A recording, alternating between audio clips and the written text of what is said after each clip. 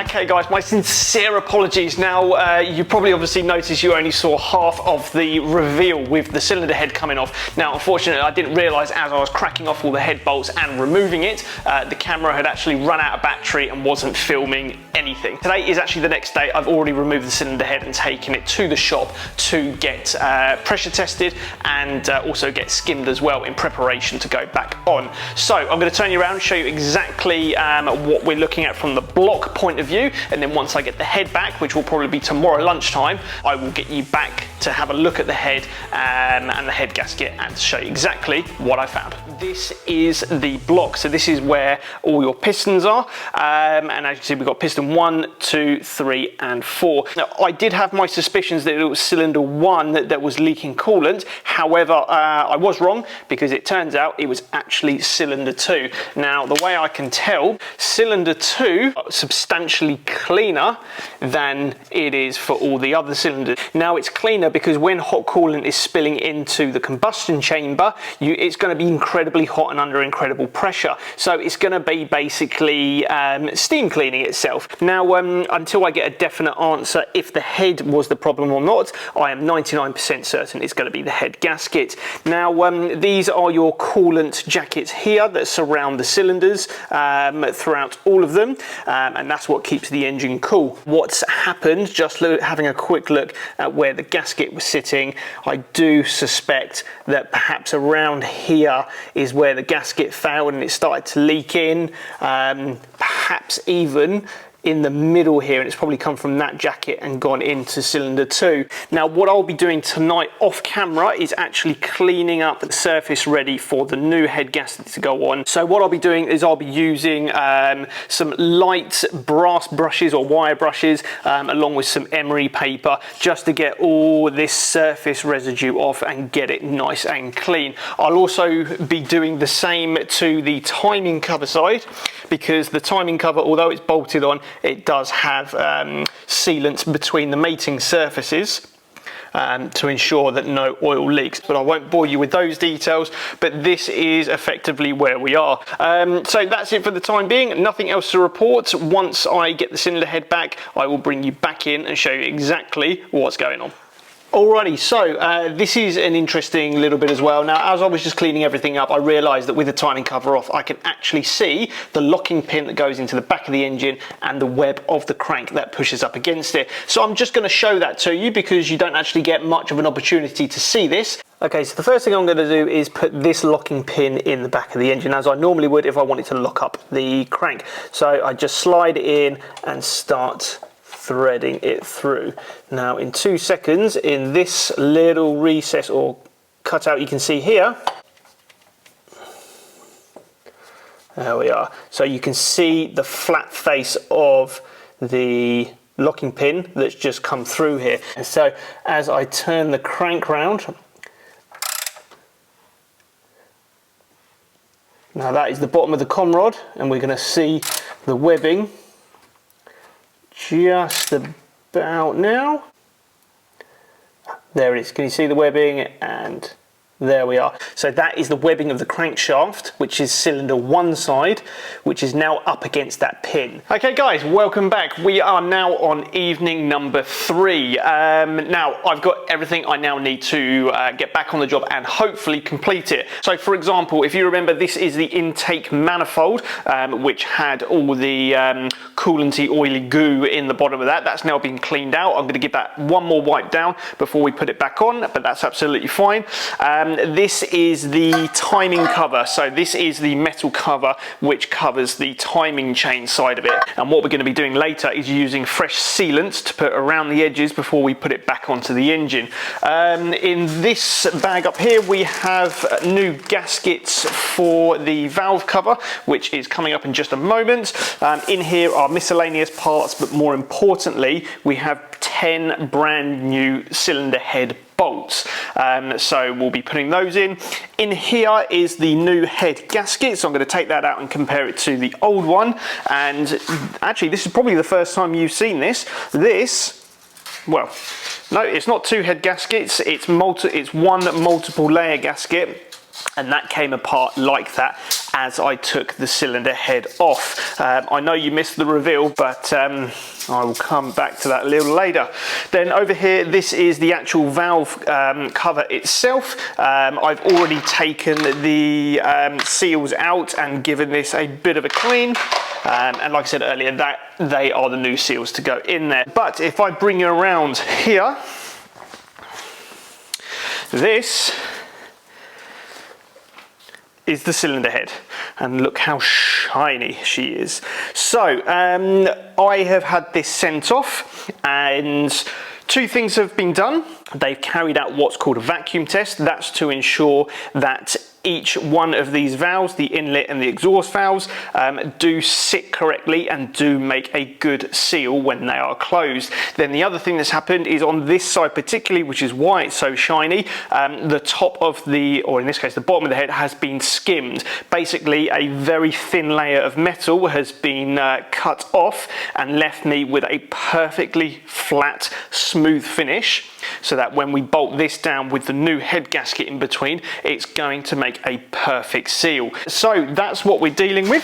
What I will show you as well, now in the process of taking everything apart, I normally like to lay things on the floor in order of how I've taken them out, so that when you put things in reverse order, you know exactly what you're putting on next. And specifically with this, these are the bolts that hold the timing cover onto the engine, and as you can probably see, I've left them in a specific order because there are a variety of different size bolts there, so I know exactly where they go. But when it actually comes to stripping the engine right down and you're taking vital internal components out, you do need to be incredibly organized. So we have the timing chain and the guides off there. The tensioner is now down there. I've just put it down there. There is a pick in there just stopping the tensioner from coming out because it is under its own sprung load tension before we put it in. Then we have our camshaft, so we have our exhaust camshaft, we have our inlet camshaft. Now these are the cam carriers that bolt down and keep everything in. These are the buckets that sit between the lobes and the actual valve springs themselves. We have the VCT solenoids, we have the main bridge at the front, which just holds it all together. Now if you're ever taking anything like this apart, make sure everything stays in the same order, same orientation, same position as you took it out. Once it all goes back into the vehicle, if you mix up anything, it can cause premature wear and potential running issues. So that's just how I've done it. As you can see, it's very messy, very oily, and as and when it comes to putting everything back in, I'll be cleaning everything individually accordingly and then lubing everything up with fresh engine oil. Okay, so the last thing to show you now is what I got up to yesterday. Oh, voila. Now, forgive these little bits of kitchen roll. I'll explain that to you in 2 seconds. Well, actually, to be fair, you can probably see I've just wound these up and put them down the bolt holes for the cylinder head. Now, this is to soak up any residue or oil that is in there. So I left that overnight, and as you can see, over time, it does slowly start to creep up, so that when it comes to tightening it down, I don't start trying to compress water and potentially crack anything. Because that will be game over for this engine if that's the case.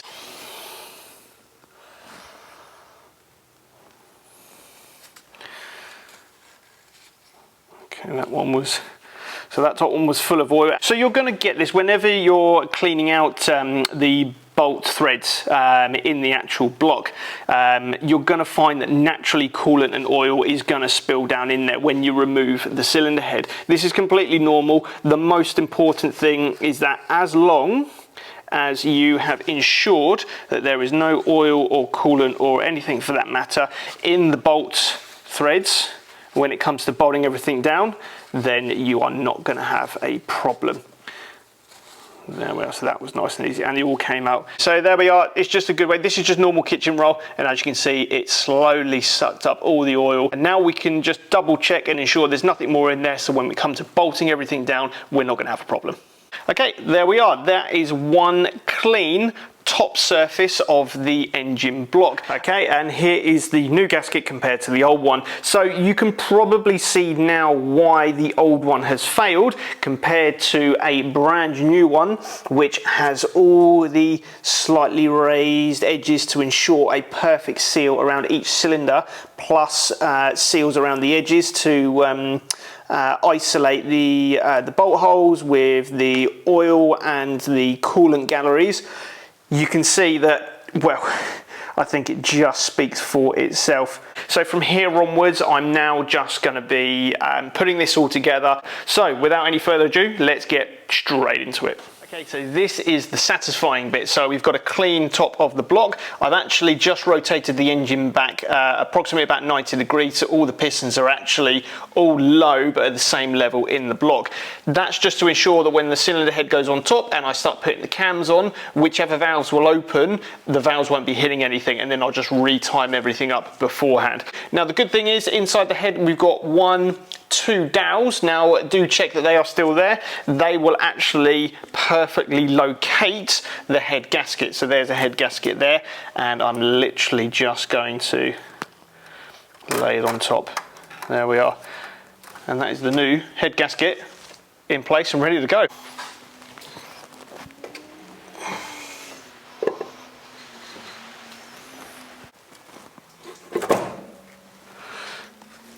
There we are. Perfect.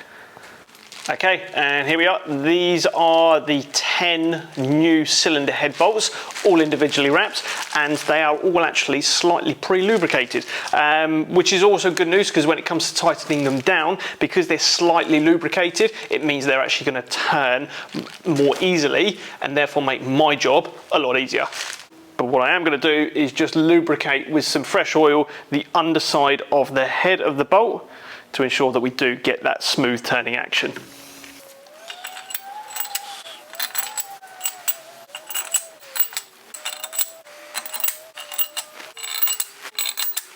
Okay, so all I'm going to do now is just wind them in by hand only until they touch the bottom.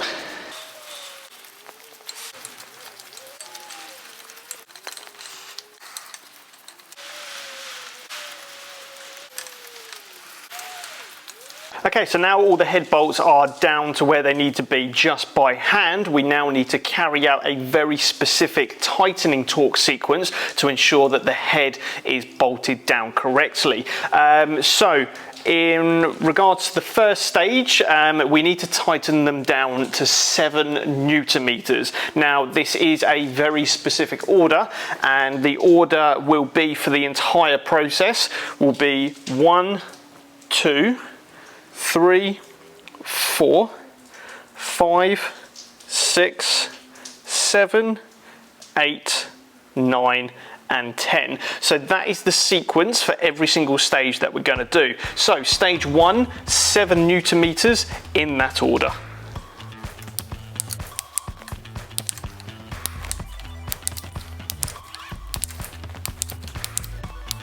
Okay, that's stage 1. We now need to move on to stage 2, where we have to now tighten them all in the same sequence, 15 Newton meters.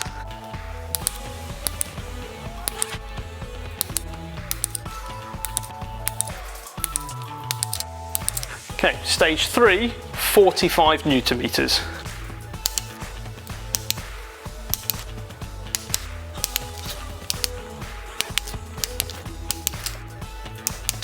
Okay, so this is where it starts getting a little bit tough, purely because now that we've torqued them up to the highest Newton meters, which is 45 all round, we now have to do stage 4. Now stage 4 will be turning each bolt 90 degrees, which is a quarter of a turn.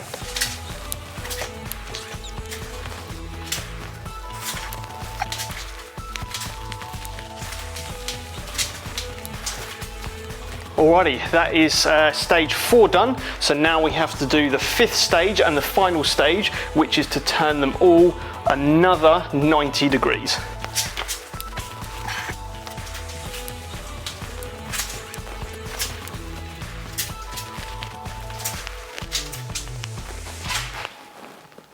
Okay, there we are. The head bolts are now perfectly torqued up, and that is everything bolted together. So we've got the block, the head gasket, and the cylinder head.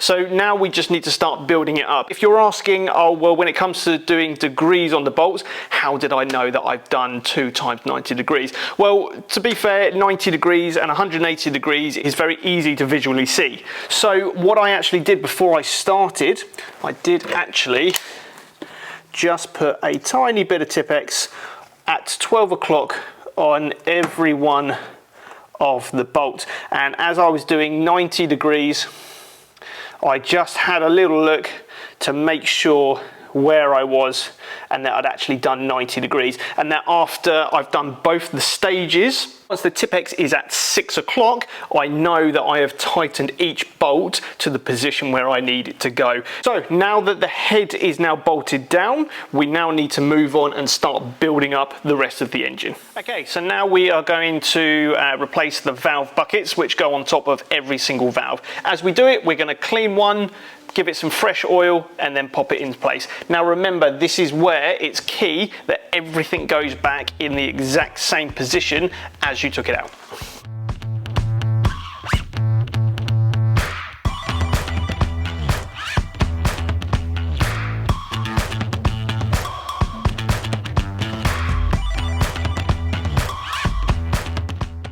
Okay, so now the buckets are in, all in the correct order. We can now put the camshafts back in. So I'm going to go and start with the exhaust camshaft, then the inlet camshaft. Now, when I'm putting the exhaust camshaft back in, if you remember when I was taking it off, there is actually a locking tool that goes at the back of the camshafts to get them in the correct position. There is a slot in the back of the exhaust camshaft and the inlet one, and this is actually horizontal, but can you see how the recess is slightly higher? So if it was turned the other way around, it would be lower. So this would effectively be 180 degrees out, but we want that at the top. So when I lay it down on the head, it's gonna want to sit in its own position depending on the position of the lobes, but effectively I want this slot for the locking tool to be at the higher point.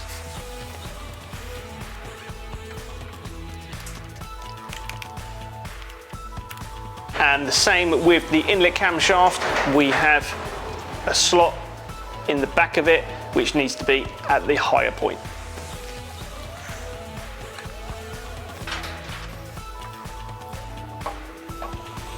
Okay, as you can probably just see by what I've done, I laid it down in its most horizontal position, but it is a little bit obscure because that's because the pressure of the spring is pushing up the camshaft at the moment.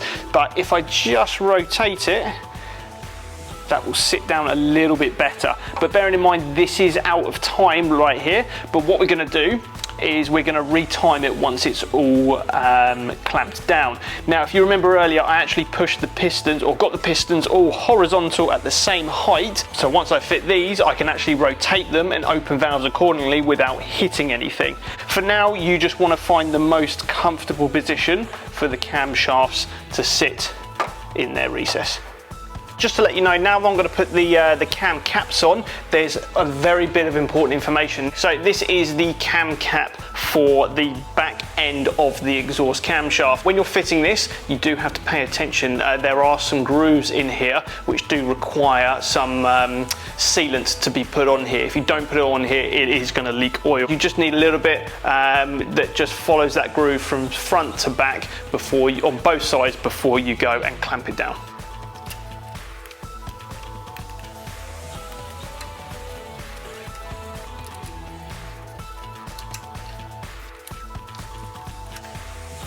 Okay, there we go, just a little bit of sealant following the grooves.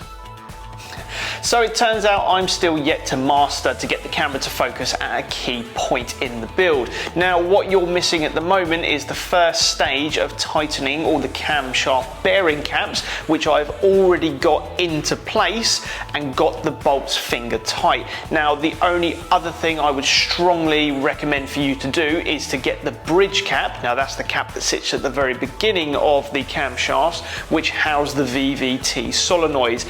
Get that in position position and get the bolts that secure it finger tight. Also, that plays a key role in actually positioning the camshafts forwards and backwards. You'll notice that larger lobes at the front will locate specifically in a recess of those bridge to help you locate it. From there, following a specific sequence, which should be on the screen now, you can then go ahead and tighten all of the bolts to 7 Newton meters. In the next screen, we'll be then going on to the second stage, which is tightening everything in exactly the same sequence to 16 Newton meters.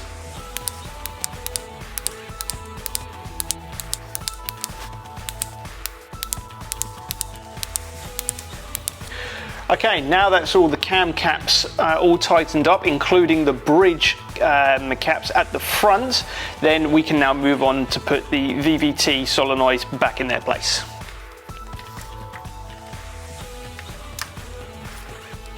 Okay, there we have it. So for the time being, we are all done with the top side. Now we want to go down to the timing side of the engine, where we can now start putting all the timing chain and the guides with the tensioner back on.